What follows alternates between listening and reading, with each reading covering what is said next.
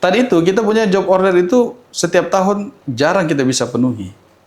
Tahun kemarin job order 1.300.000. Berarti memang banyak loh peluangnya. Hanya 270.000 sekian yang bisa kita kirim.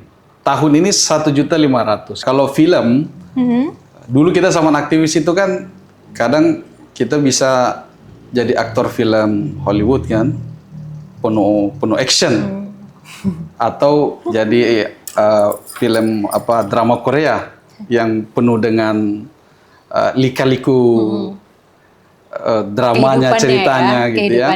Tapi begitu kita masuk jadi pejabat publik, film itu total berubah menjadi film dokumenter. Apa yang beliau sampaikan di 2014 itu hal yang sangat konsisten sampai hari ini. Dan begitu beliau memegang amanah dari rakyat, janji itu tidak sedikit pun beliau mundur. Bratislava saya ketemu teman PMI namanya Firman dan kawan-kawan. Mereka ada berlima. Saya tanya, bersih sebulan bisa berapa, Bang? Ya kurang lebih 62 juta, Bang. Sebulannya? Dia padahal welder. Oh ya? Dia las. Ya, makanya kita ada tagline itu pergi migran pulang juragan.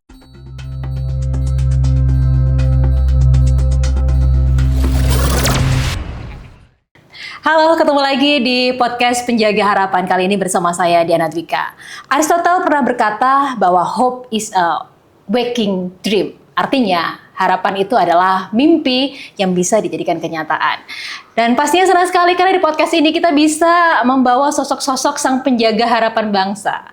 Salah satunya kali ini adalah Wakil Menteri P2MI, yaitu Perlindungan Pekerja Migran Indonesia.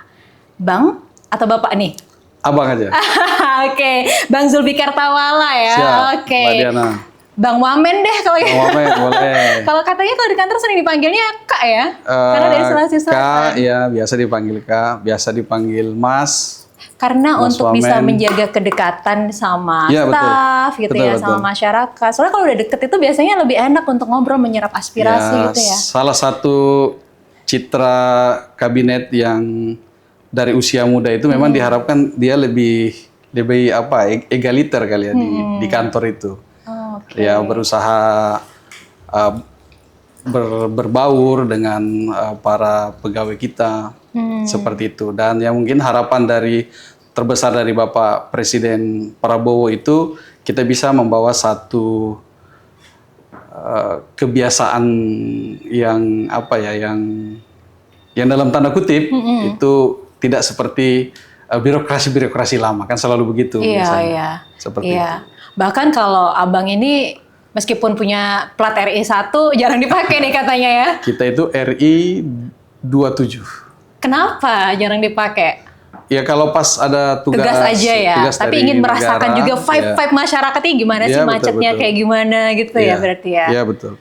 Karena saya lihat memang salah satu culture shock antara jadi pejabat dan tidak jadi pejabat itu ya salah satunya mungkin saya lihat ya dari salah satunya fasilitas satu kemudian seperti itu kali ya. Apa istilahnya? Privilege di jalan raya. Bahasa para netizen itu kan dapat privilege di jalan raya.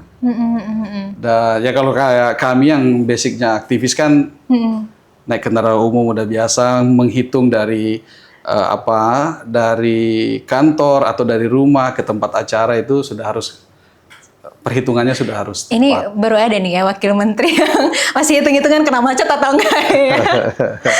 Tapi sekarang masih menjabat sebagai ketua ya, alhamdulillah masih ketua umum Pemuda Muhammadiyah. Periode kami itu 2023 sampai 2027. Tapi Bang kan kalau nggak salah kan dulu Abang aktivis gitu ya. Ketika akhirnya duduk di birokrasi. Itu kan pastinya harus di satu sisi itu sebagai seorang aktivis harus sangat vokal, kritis gitu untuk pemerintah. Tapi di sisi lain kan ada hal-hal yang harus direm juga nih. Itu gimana untuk bisa nyeimbangi itu? Di aktivis itu kan kita diajari hal-hal yang sifatnya idealisme, kemudian ideal, dan di sisi lain juga kita diajari hal-hal yang bersifat komitmen dan loyalitas. Nah, begitu masuk di kabinet ya menjadi pejabat publik itu, nah ketiga hal itu nampaknya sangat sangat mendukung kerja-kerja kita Dan itu salah satu yang membuat kita tidak punya culture shock begitu masuk jadi pejabat publik. Tetap vokal dong. Tetap vokal. Apalagi kalau kayak di tugas kami ya sebagai kementerian yang fokus untuk melindungi pekerja migran Indonesia yang ada di luar negeri, itu sangat-sangat bakat-bakat aktivis itu rupanya sangat dibutuhkan. Contohnya seperti apa nih, Bang? Ya, salah satu contoh seumpamanya bagaimana proses pengiriman pekerja migran ke luar negeri. Tapi yang paling sangat terasa ini kan, kayak kami begitu menjabat, saya sudah minta ke teman-teman di pelindungan itu untuk membuka akses Instagramnya dan seluruh media sosial yang dia punya. Oke. Sehingga karena kalau nomor telepon itu kan kadang private kan, itu sesuatu yang jarang bisa diakses banyak orang. Tapi kalau akun Instagram bisa-bisa saja diakses. Jadi kita buka aja, open saja. Jadi semua keluhan dan lain sebagainya, aduan itu bisa langsung ke Instagram kita, dan alhamdulillah lewat itu rupanya lebih direct. Kita lebih bisa langsung berkomunikasi dengan masyarakat. Salah satu contoh semuanya peristiwa yang sekarang ini lagi jadi perbincangan di media soal Kamboja. Saya beberapa dapat aduan lewat Kamboja itu dan terselesaikan. Ini, Bang. Nah, ada nggak nih kayak apa nih? Salah satu di antaranya. Boleh ya, saya izin baca ini. Sebentar, mulai dari mana nih bacanya? Paling dari atas. Paling atas. Iya, dia kan kalau lari dari jadi ini adalah si korban TPPO-nya ya? Iya, korban yang ke sana lewat jalur ilegal. Karena memang sampai sekarang kan kita dengan Kamboja belum punya perjanjian bilateral untuk penempatan pekerja migran. Jadi ini ada satu ilegal. Awalnya rata-rata pengakuan kayak ini dia admin. Rupanya sampai di sana masuk di scamming penipuan. Online Halo, sekarang, iya. Ini kita dari sini, Anda dapat Lamborghini gratis, tapi harus ada beban sekian begitu. Ini dia yang banyak di Kamboja? Yang ini? Di Kamboja. Banyak, Bang, kayak begitu lari, dia kurang lebih 38 orang ditangkap di kepolisian Kamboja, dilakukan screening oleh imigrasi Kamboja yang sekarang itu ya paling cepat sekitar 1 bulan, 2 bulan. Nah ini pemirsa biar tahu ya, biar bisa lihat langsung. Ini adalah salah satu warga negara Indonesia yang akhirnya ternyata korban gitu ya. Korban. TPPO di Kamboja. Jadi di sini melapor langsung nih ke Instagramnya Pak Wamen, cerita kondisinya gimana. Ternyata di sana dipekerjakan sebagai online scammer gitu. Betul. Dan berharap bantuan pemerintah untuk bisa dipulangkan kembali ke Indonesia. Nah itu tadi yang Abang bilang ya, ini adalah salah satu bakat-bakat aktivis yang akhirnya bisa ngerubah nih ya, maksudnya salah satu birokrasi yang berbelit-belit gitu ya, Bang ya. Betul. Salah satunya. Dan saya selalu minta ke teman-teman setiap semuanya kita bawa seminar atau jadi narasumber atau ketemu kawan. Nanti kalau ada yang tag di IG atau di Facebook atau di mana saja, di TikTok, jangan lupa tag saya juga supaya saya bisa langsung mention. Nah itu contoh kayak ini yang terbaru ya, yang soal ini yang Kompas. Nggak ngerasa keganggu, Bang, kayak gitu, Bang. Akhirnya banyak yang hubungin Abang kayak gitu, nggak ngerasa keganggu? Ya, tugas. Salah satu panggilan jadi pejabat publik itu kan totalitas pengabdian. Sehingga ya begitu kita dilantik, diambil sumpah oleh Bapak Presiden, sejak saat itu jiwa raga kita harus bersiap. Ini yang harus kita butuhkan ya, yang pasti kita butuhkan itu adalah pemerintah yang benar-benar hadir ya, Bang ya, untuk masyarakatnya. Jadi nggak cuma untuk ngurusin regulasi, kebijakan gitu ya, tapi benar-benar persoalan rakyat itu bisa terselesaikan, program-programnya juga langsung pro rakyat gitu kan. Dan memang kita harus mampu menghitung, seumpamanya nih respon sebelumnya, memang kita punya hotline. Kita harus cek dari setiap pengaduan itu direspon berapa hari sih. Jadi di follow up juga sama Bang? Harus di follow up. Semuanya, Pak, hotline-nya itu selama ini direspon per 7 hari. Nah, kita bikin perbaikan bagaimana caranya supaya itu bisa lebih cepat. Nah, itu kan hotline, bisa diakses oleh semua orang. Nah, yang kita yang direct by media sosial itu, ya itu harusnya bisa lebih cepat lagi. Karena kan mustahil kalau ada pejabat asal pegang handphone kan dikit-dikit pasti buka media sosial kan. Jadi mau nggak mau. Itu jadi sekarang salah satu kelebihan lah dari teknologi sekarang. Bang, tapi Apa sih yang Abang rasakan? Perbedaan ketika dulu jadi aktivis sama sekarang duduk di kursi birokrasi? Ya tentu yang pertama adalah kita sudah harus punya yang disebut dengan legal awareness. Oke. Ada tanggung jawab ketaatan terhadap hukum. Oke. Yang berikut itu yakin dan percaya seluruh gerak-gerik kita Diawasi oleh masyarakat. Apalagi dengan dengan perkembangan teknologi sekarang yang sangat luar biasa. Sehingga perasaan merasa selalu diawasi itu penting juga ternyata untuk kita selalu mawas diri, cara kita bicara dan lain sebagainya itu rupanya mulai harus diukur. Makanya saya dengan teman-teman aktivis itu sering bercanda, ya kalau film, dulu kita sama aktivis itu kan kadang kita bisa jadi aktor film Hollywood kan, penuh action, atau jadi film drama Korea yang penuh dengan lika-liku dramanya, ceritanya gitu ya. Tapi begitu kita masuk jadi pejabat publik, film itu total berubah menjadi film dokumenter. Berat nih, langsung jadi dokumenter. Apa yang dimaksud film dokumenter? Ya sedikit-sedikit pasti ada yang komentarin, sedikit-sedikit pasti ada yang tanggapin dan lain sebagainya. Ya film dokumenter kan seperti itu. Realistik. Begitulah kira-kira. Tapi menikmatin dong. Ya haruslah, harus happy, tetap harus happy. Kita harus sadar betul bahwa panggilan mengabdi kepada negara itu adalah salah satu keistimewaan yang mungkin tidak terulang. Benar. 2-3 kali dalam perjalanan hidup kita, sehingga begitu kita dapat gilirannya itu, ya sudah kita harus lakukan yang paling amanah terbaik. Ya Bang ya. Ini harus. adalah amanah Mohon doanya. Menjaga harapan Mohon masyarakat doanya. ya Bang ya. Betul. Bang, ini kalau nggak salah ya, kalau secara usia waktu itu kan dilantik umur 37 lah ya. Ya, 37 memang bukan yang termuda lah ya, tapi kan. cukup muda untuk menjadi seorang wakil menteri. Kita dibagi tips dong gitu, gimana sih terobosan-terobosannya untuk bisa loncat sebegitu cepatnya gitu. Itu prerogatif presiden. Kita ya, juga. Benar. Jadi sebenarnya bisikan-bisikannya gimana sih bisa sampai kepilih sama Pak Prabowo ya?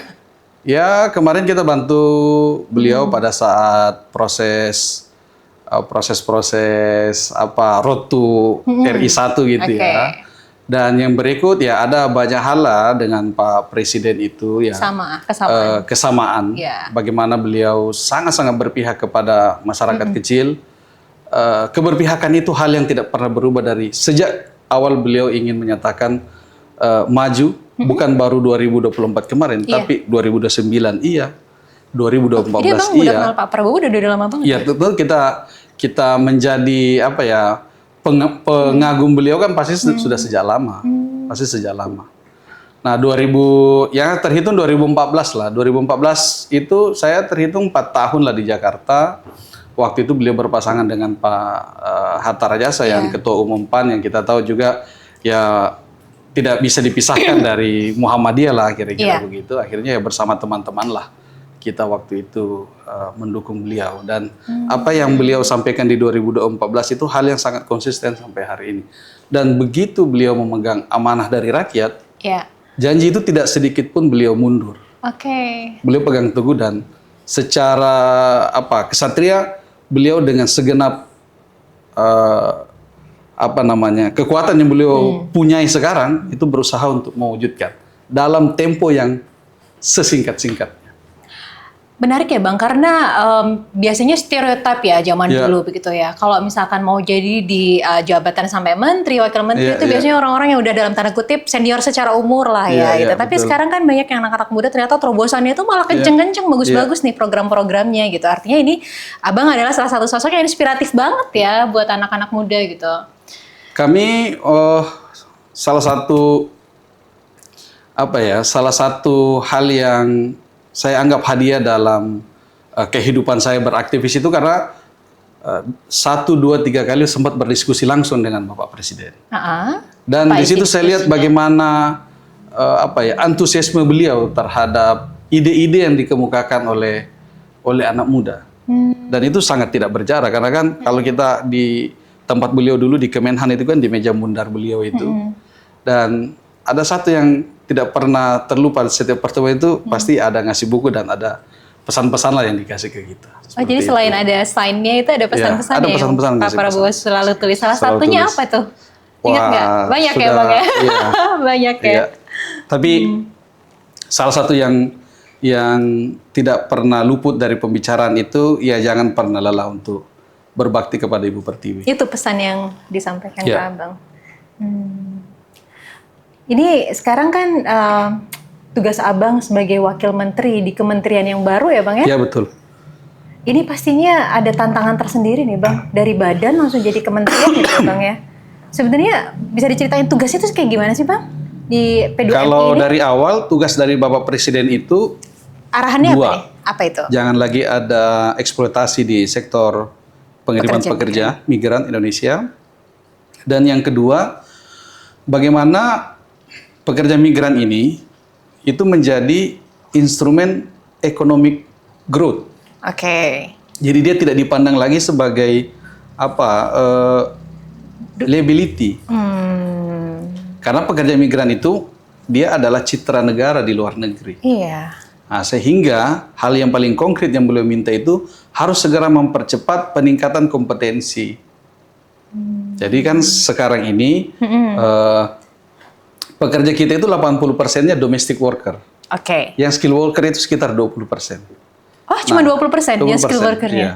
Maka Presiden berharap ini perlahan-lahan Switch 80% yang skill, yang mungkin yang domestic worker-nya malah lebih kecil ya. Ini maksudnya untuk dikirim ke luar negeri ya Bang ya? Dikirim ke luar negeri. Kemarin kami sempat menghadiri Indonesia Europe Business Forum. Abang keliling ke beberapa negara di Eropa beberapa nih. negara itu, dan selama ini kan pasar Eropa itu banyak diisi oleh orang-orang dari Filipina, India, Bangladesh, Pakistan, lalu kemudian wilayah-wilayah seperti Nepal, Sri Lanka. Tetapi beberapa owners yang mempekerjakan orang Indonesia dalam jangka belum lama, sekitar ada satu pabrik di Warsawa itu baru sekitar mungkin 6 tahun. Itu sampai berbinar-binar matanya menceritakan bahwa bagaimana ada ya orang seperti Indonesia ini. Ya? Apa? Mereka hardcore, solid, bawa budaya kerja yang sangat luar biasa. Iya. Solid, temannya ada yang sakit, supaya pabrik tetap bisa berjalan, dia tidak apa-apa menggantikan kawannya ini. Yang penting siklus pekerjaan itu bisa berjalan. Dan itu sampai berbinar-binar. Memang ada satu problem kata dia, masalah language, masalah bahasa. Masalah bahasa. Dan itu sejalan dengan apa yang diperintahkan dan diarahkan oleh Bapak Presiden. Harus segera itu. Secara adab, secara moral Indonesia itu memang terkenal banget ya Bang ya. Number one. Around the world, number one. Adab, kesopanan, kejujuran, sangat. Pekerja keras dan gitu ya. Mohon maaf dengan segala hormat, pekerja-pekerja kita itu masih memperhatikan kebersihan dirinya. Begitu. Nah, itu gimana terus caranya? Ngubah dari tadi yang domestic worker-nya yang 80%, kemudian yang skill worker-nya 20%, rencananya mau diubah tuh, dibalik. Gimana caranya Bang? Tadi pagi kita sudah sign nota kesepahaman dengan Kementerian SDM, kemudian Kementerian Perindustrian, UMKM. Ternyata basis vokasi, balai-balai pelatihan, balai-balai vokasi yang kita miliki, yang dimiliki oleh kementerian, kurang lebih sekitar 12 kementerian, itu kapasitasnya yang bisa terima dalam setahun, terima untuk upgrade skill itu kurang lebih 240.000 orang. Dari semua kementerian itu cuma 240? Dari 240.000 yang bisa dilatih.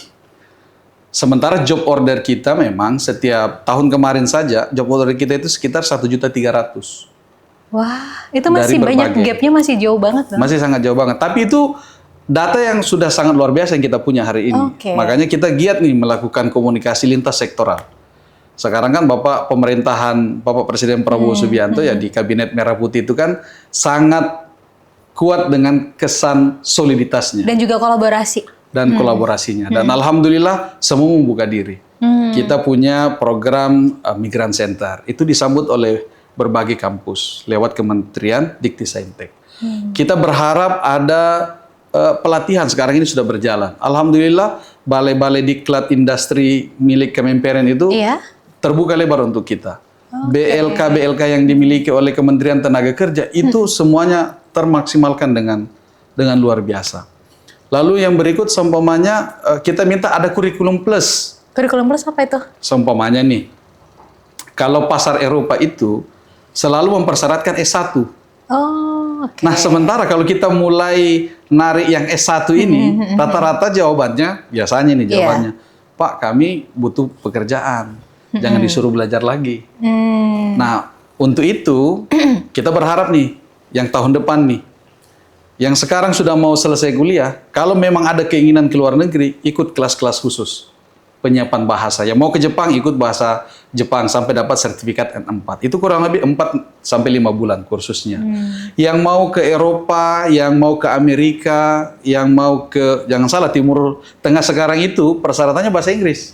Timur Tengah pun bahasa Inggris. Jadi kalau kita semuanya ada bilateral meeting ini dengan pejabatnya, kita belajar kita ajak bercakap dengan bahasa Arab. Dia jawabnya pakai bahasa Inggris. Nah, kalau seperti itu, maka kita minta yang sudah masuk, kalau S1 kan masuk semester 6 nih, udah mulai persiapan, ambil kursus bahasa. Iya, karena kalau kita lihat itu bahkan kemarin Jepang pun request ya Bang ya. Waduh, untuk Bapak Dubes Jepang, migran Indonesia. kita dikabari beberapa gubernur itu udah keliling sekarang minta. Ini siapa yang keliling nih? Dubes Jepang. Oh gitu. Yang ada di Indonesia. Keliling beliau itu. Ke Lampung, saya dikontak sama Bang Mirza di Lampung. Kemudian beliau ke Sumut, saya ketemu Pak Bobi di Sumut, di Sulsel. Beliau ketemu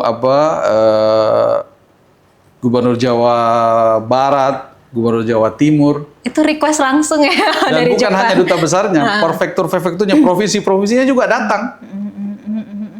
Meminta supaya kita tertarik ke sana. Iya.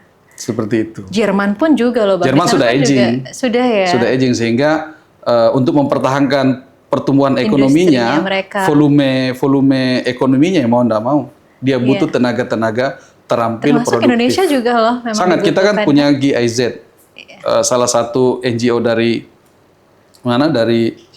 Jerman itu sudah kerjasama dengan kita bertahun-tahun di sini untuk penyiapan. Tapi bahasa Jerman itu butuh setahun.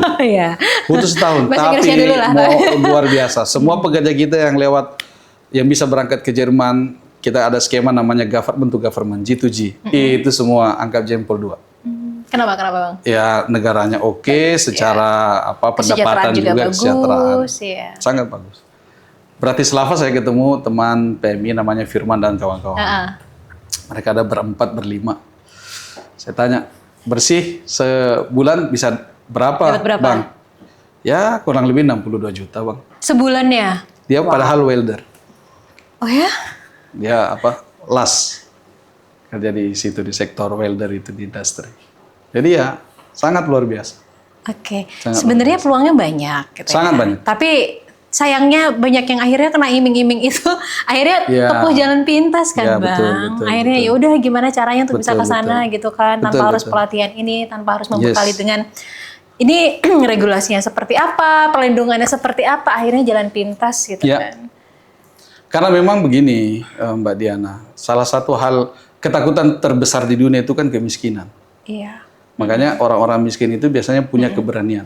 Nah, keberanian yang tidak dibekali dengan kompetensi pendidikan, itulah muara akhirnya menjadi kenekatan. Nah, begitu tadi itu keberaniannya dibekali dengan kompetensi pendidikan, maka yang muncul itu mentalnya untuk nekat lah berangkat gitu ya Bang ya. Karena kadang modalnya bahkan dimodalin loh buat berangkat itu kan sama agen-agen ilegal tuh ya Bang. Kalau dalam beberapa praktek itu mereka dikasih DP. Dikasih DP gaji ya, awalnya sebagai iming-imingnya. Setelah berangkat, saya ketemu beberapa di sana itu. Ada namanya Cak Ade, saya ketemu salah satu di Bukares, cerita.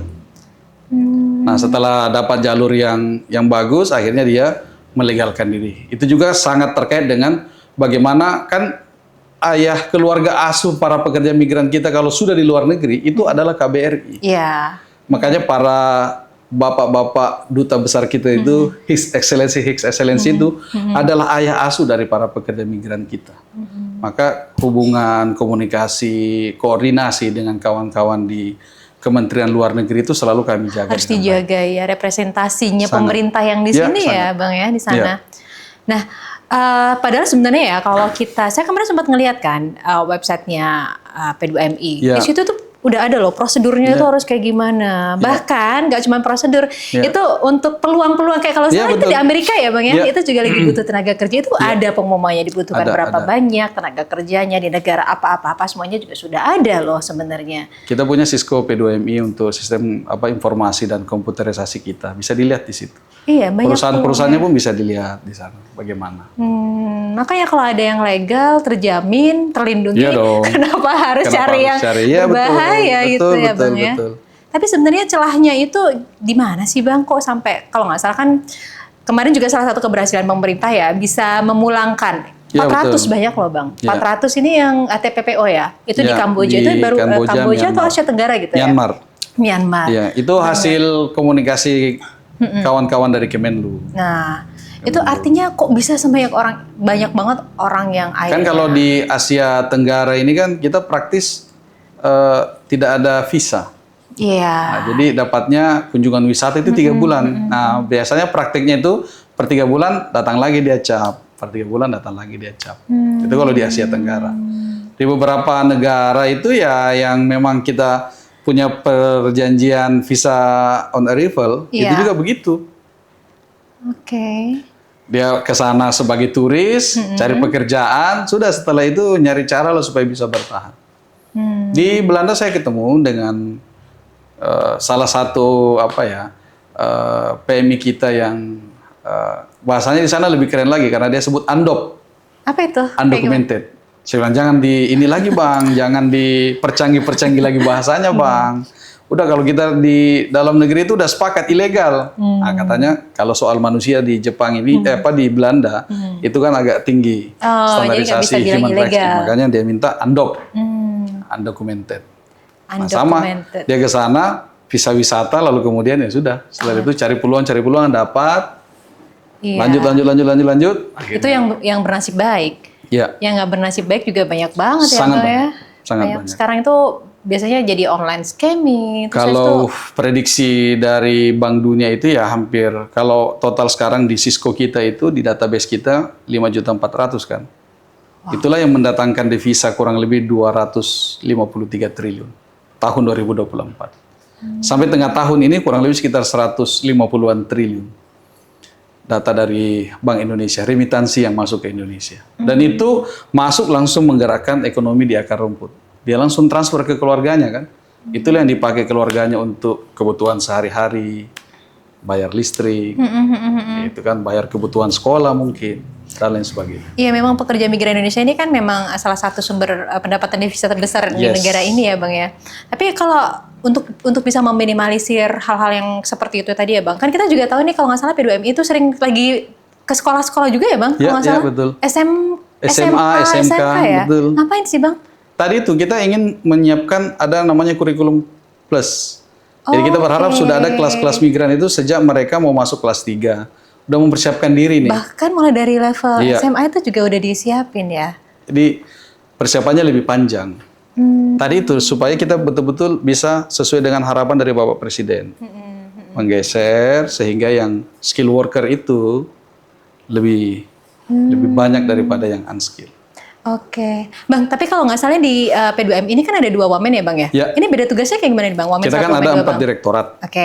Ada P3KLN, promosi untuk luar negeri, kemudian ada penempatan, ada perlindungan, ada pemberdayaan. Nah, Ibu Christina itu tugas dari awal itu beliau soal promosi luar negeri, P3KLN tadi itu penempatan. Nah, saya itu pemberdayaan dengan pelindungan. Oke. Nah, Bang, kalau untuk yang perlindungan nih, jadi sekarang program prioritasnya kayak gimana sih Bang dari Abang? Yang untuk pelindungannya. Tadi sore sebelum ke sini kita sempat rapat memang. Di pelindungan itu kan dia yang melakukan evaluasi dan pembinaan terhadap kurang lebih 400 P3MI, itu perusahaan penempatan pekerja migran Indonesia. Kita ada 400.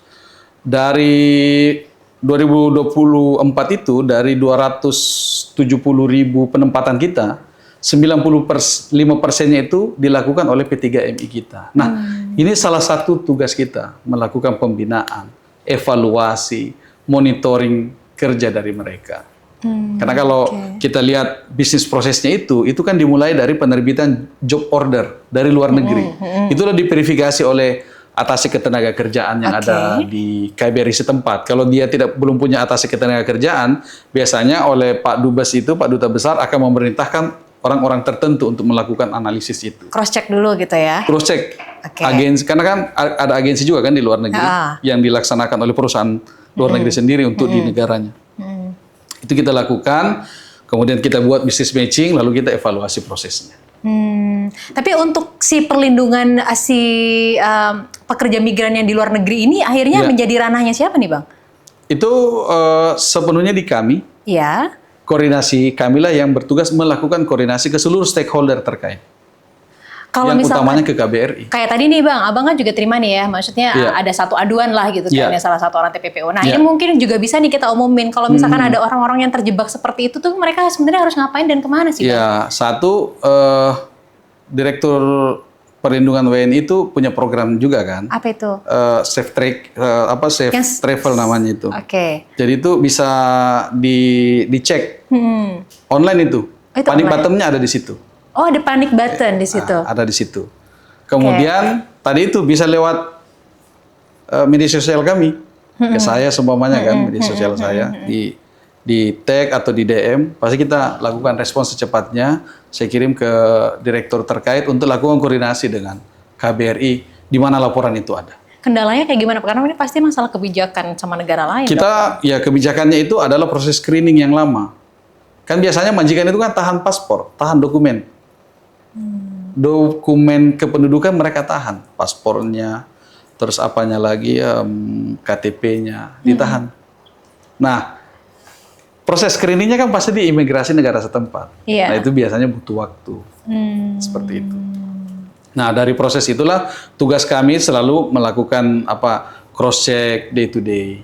Bagaimana perkembangannya, gimana sampai yang bersangkutan bisa kembalikan ke sini. Iya. Terus mereka yang pekerja migran kan kalau nggak salah itu ya cukup banyak lah yang akhirnya pulang ya. Ini kalau dari P2MI sendiri itu ada nggak sih Pak kayak pembekalan nih biar mereka akhirnya? Ya ada. Kita punya Dirjen Pemberdayaan kan. Salah satu di Dirjen Pemberdayaan itu ketahanan keluarga ada. Yang kedua soal literasi keuangan. Supaya jangan sampai pas dia di luar negeri jadi juragan, baliknya balik nol lagi. Nah, makanya kita ada tagline itu pergi migran pulang juragan. Itu tuh gimana? Maksudnya mereka memang akhirnya dari pemerintah yang approach ke mereka atau mereka harus bergabung ke program pemerintah atau gimana tuh? Ya, salah satunya pasti kita dorong supaya ikut dari program-program kita kan. Salah satunya tadi dengan Kementerian UMKM. Supaya kalau mereka ingin punya bisnis dan lain sebagainya, dan success stories sangat banyak di Indonesia. Bikin restoran, bisnis makanan dan lain-lain banyak sekali. Kami ke beberapa kantong-kantong pekerja migran kita itu sangat banyak. Di Lombok seumpamanya ada. Kalau kita ke daerah Cianjur, Indramayu, ada desa yang perangkat desanya itu semuanya alumni pekerja migran, purna migran. Mostly ya. Iya betul. Jadi ya sangat luar biasa. Iya, artinya mereka memang mereka keluar negeri dulu lah ya gitu ya untuk bisa cari modal dalam tanda kutip. Itu dia. Kemudian menghidupi keluarganya, kemudian kalau bisa kembali udah punya modal, membuka usaha, mempekerjakan lebih banyak orang. Lebih banyak orang, betul. Harusnya memang seperti itu. Dan success story-nya sangat banyak yang kita temukan pada saat kita ke kantong-kantong pekerja migran kita. Dan memang penting ya Bang, akhirnya di literasi juga gimana caranya mengelola keuangan, tetap produktif tuh, jangan sampai nanti foya-foya gitu ya. Nah, kita tuh punya 5 siap Mbak Diana. Apa siap aja nih? Siap pertama itu siap fisik, siap mental. Yang kedua siap mental. Siap dokumen. Siap kompetensi. Yang terakhir jangan lupa siap visi. Ke luar negeri yang seperti Mbak Diana tadi. Itu rencananya apa, bagaimana, mau berapa tahun. Nah, ini kayaknya banyak yang skip nih. Kalau yang siap fisik itu biasanya udah langsung berangkat siap fisik sama siap mental, udah gitu kan. Ya, betul. Ya, nah Bang ini dari program-programnya tadi kan sudah cukup bagus ya, apalagi untuk bisa mengedukasi. Nah, saya pengen nih di sini dalam kesempatan ini di Penjaga Harapan, Abang juga dong declare ke pemirsa apa sih bahayanya kalau ilegal gitu. Dan bagaimana pemerintah ini sebenarnya sudah menyiapkan sebenarnya yang semuanya itu prosedural gitu. Ya, tadi itu kita punya job order itu setiap tahun jarang kita bisa penuhi. Tahun kemarin job order 1.300.000. Berarti memang banyak loh peluangnya. Hanya 270.000 sekian yang bisa kita kirim. Tahun ini 1.500.000. Kita coba lakukan verifikasi ulang, dapatnya juga kurang lebih 1.300.000. Oke. Itu tadi berarti kan kebutuhannya masih banyak. Sangat tinggi. Jadi belum terpenuhinya karena ya tadi itu yang skill dan persyaratannya mix matchingnya yang jadi antara kebutuhan luar negeri dan ketersediaan dalam negeri ini yang kompetensinya yang dibutuhkan A, kita hanya punya B, kita hanya punya C, dan luar negeri itu sangat selektif urusan-urusan kompetensi. Jadi itu yang salah satu hal yang ini. Itu tuh gimana Bang caranya supaya harusnya itu ada kayak keluasan gitu, karena mungkin orang berpikir kayak kalau misalkan harus mengikuti prosedur itu cukup rumit gitu. Salah satu upaya yang dilakukan oleh pemerintah Indonesia, kami sudah 2 kali forum kan dengan Kemendak, Kementerian Perdagangan, dengan Kementerian Luar Negeri, itu memang business matching. Itulah yang kenapa kami ke luar negeri, selain melakukan komunikasi, bertemu, menyerap aspirasi dari para pekerja migran kita yang sudah di luar negeri, salah satu yang paling utama itu adalah business matching. Antara agensi-agensi luar, perusahaan-perusahaan luar, kebutuhannya apa saja, kebutuhan ketersediaan kita bagaimana, termasuk tadi itu kita minta relaksasi dalam beberapa hal. Relaksasi seperti itu bahasa Jerman, janganlah setahun, bisa nggak 6 bulan, karena kan bahasa ini kan dilatih lah, bisa karena terbiasa. Nah itu sedang kita negosiasikan, jadi semuanya dia tidak usah sampai setahun, 6 bulan berangkat dulu. Nah, di sana memperdalam bahasa, setelah itu ya baru kemudian yang penting dia ke Jerman. Iya. Itu salah satu yang kami lakukan di setiap pertemuan-pertemuan bilateral yang kita laksanakan, baik yang di luar negeri ataupun ketika mereka yang datang ke Indonesia. Seperti yang kami lakukan tempo hari dengan Qatar. Qatar itu juga seperti itu. Kita bertemu dengan wakil Menteri Tenaga Kerja Qatar. Dia sampaikan kami sangat butuh pekerja di sektor A, B, C, D, E, F, G. Kami sampaikan, oke, persyaratannya apa saja, bisa nggak persyaratannya diharmonisasi ini. Seperti itu. Itu yang kami lakukan setiap saat. Nah, ini yang harus kita sama-sama berulang kali garis bawahi ya. Sebenarnya untuk kebutuhan pekerja migran Indonesia ke luar negeri itu banyak. Sangat banyak. Sangat banyak, tapi cuma butuh supaya masyarakat ini percaya sama pemerintah. Iya kan? Kompetensi yang utama juga gitu. Betul. Jadi harus percaya bahwa pemerintah ini sudah memberikan jalur-jalur yang terbaik termasuk untuk melindungi mereka gitu. Tapi kalau selama ini kebanyakan apa Bang? Aduan-aduan untuk yang dari jalur ilegal ini apa Bang? Banyak. Contohnya apa? Yang banyak sekali. Salah satunya itu kontrak. Mereka tanda tangan kontrak di sini, sampai di sana disodorkan lagi kontrak. Itu satu. Yang kedua, dokumennya ditahan. Gajinya dipotong. Di luar negeri oleh agensi luarnya itu ya dia dipotong setelah 6 bulan. Nah, banyak diantaranya yang ilegal itu setelah itu ya sudah dia ganti tempat kerja. Banyak seperti itu. Banyak juga yang tidak sesuai pekerjaannya, tidak sesuai sama janjinya ya Bang. Janjinya betul. Janjinya banyak yang misalkan pramusaji, tapi ternyata ini kalau nggak salah saya baca-baca ternyata menjadi pekerja seks komersial. Seperti itu lumayan banyak ya Bang itu. Betul. Bahkan yang sekarang kayak scammer kayak gitu. Itu ya peristiwa Kamboja itulah jadi pelajaran. Dia katanya jadi admin, sampai di sana ternyata admin judol atau admin tadi itu penipuan, scamming itu. Nah terus kalau dari P2MI untuk bisa untuk melindungi dari ini kan mereka online ya Bang ya, cari ngerekrutnya aja online. Iya sangat. Masih jadi tantangan lah. Ada juga tantangan berikut itu, mereka awalnya korban lalu kemudian menjadi agen perekrut. Oh ya? Dia berangkat korban nih. Setelah itu dia lakukan negosiasi, ya sudah kamu pulang lagi ke Indonesia bawa 5 orang. Cari korban lagi. Iya, dan ada beberapa yang begitu.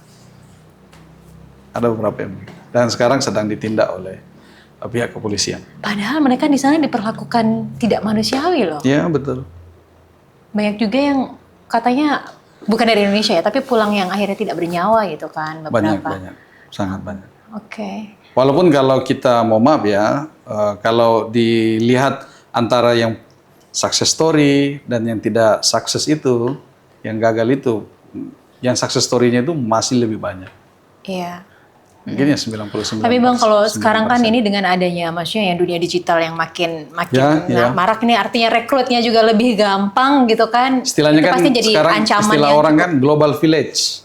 Global village. Global village. Jadi 1 kali 24 jam orang bisa mengakses apa yang terjadi di mana, di Amerika Serikat, di Meksiko. Apalagi yang hanya penerbangan 4 jam, 2 jam, sangat cepat. Ya dikirimi formulir bisa ngisi sendiri, submit sendiri. Lalu aneh bin ajaib, orang-orang itu ada saja dia punya kayak semacam tour guide. Nanti kamu pakai baju ini berangkat, saya pakai baju ini. Begitu. Ceritanya kadang dijemput bahkan ya Bang ya, tapi ternyata destinasinya beda. Batal. Lagi ada tadi saya diceritakan Direktur Perlindungan kita lagi mau ada operasi untuk apa lagi namanya itu, ya bahasa kerennya OTT. Tiba-tiba pesawatnya sudah terbang, yang bersangkutan tidak datang. Oh berarti seperti itulah siklusnya. Oke. Ya, dan ini pastinya juga jadi edukasi kan ke masyarakat ya Bang ya? Kita sudah berusaha dengan Kemendagri berkoordinasi ke pemerintah daerah, pemerintah desa untuk lakukan edukasi kepada masyarakat untuk menempuh jalur-jalur yang legal. Dan ini sedang kita lakukan. Kemarin juga kami sudah ketemu dengan Pak Mendagri dan ya kita bersepakat bikin rakor bersama untuk mari menempuh jalur aman, nyaman menjadi pekerja migran. Bang, ini kan berat ya. Kementerian baru, tapi ternyata tugasnya berat karena memang berbenturan sama kebijakan-kebijakan luar negeri, habis itu ancaman-ancaman di dunia digital gitu ya. Tadi rekrutmennya sangat mudah sekali gitu, artinya memang pengawasannya itu sangat sulit. Pusing ya pasti ya Bang? Masih sempat main bola nggak? Karena kalau saya lihat Abang ini alhamdulillah cukup rajin lah ya olahraga ya Bang. Ya salah satu untuk menjaga semangat kerja, semangat tim, soliditas dengan teman-teman ASN di dalam itu ya, yang paling cepat itu ya lewat olahraga. Karena kan di sana kita equal kan, sama semua. Jadi nggak apa-apa nih ya ngegolin di gawangnya Pak Wamen. Cuma pas saya jadi wamen kok kayak main bola itu kayak bagus ya. Oh ternyata mereka suka. Atau mereka malah takut mau ngegolin Bang, ntar kena hukum lagi ujung-ujungnya. Dan ya itu sebulan ya mungkin ya 2 kali lah dengan teman-teman after office kita. Tapi rekan-rekan aktivis suka ini nggak sih Bang, kayak kikuk nggak sih akhirnya sama Abang? Enggak lah, yang penting kita tidak berubah. Yang penting kita tidak berubah. Kan kalau Ali bin Abi Thalib itu dia pesan orang berubah itu kan katanya karena 3 hal. Apa? 1 dia dekat dengan kekuasaan. 2 dia pegang kuasa. 3 dia kaya setelah sebelumnya dia miskin. Itulah 3 hal yang bisa membuat orang berubah. Nah ya kita berharap apa yang kita jalani sekarang ini dengan dengan segala fasilitasnya tidak membuat kita berubah. Nah kadang juga saya sampaikan ke teman-teman, bro, kalau saya satu waktu berubah, menurut kalian saya berubah, lu tegur aja, nggak usah hard feeling lah ke saya. Iya, malah tadi saya juga sempat ngobrol sama staff-staffnya Abang juga.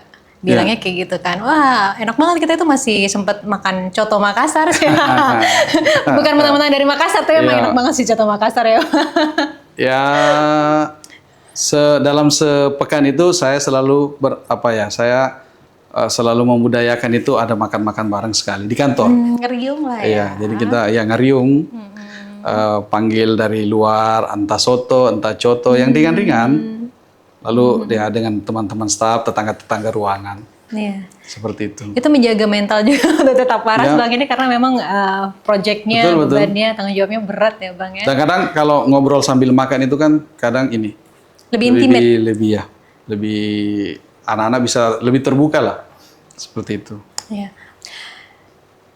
Bang Wamen ini banyak banget ya yang kita pelajari. Ini pastinya saya juga kebawa semangat loh. Bahwa anak muda sekarang itu bisa kayak Abang. Karena presiden kita juga penuh semangat dalam bekerja. Jadi kita ikut semangat beliau. Presidennya lari Bang. Iya, semuanya juga harus lari. Nah kita kalau beliau kecepatan 20 ya kita harus lebih ngebut lagi ya. Lebih ngebut lagi.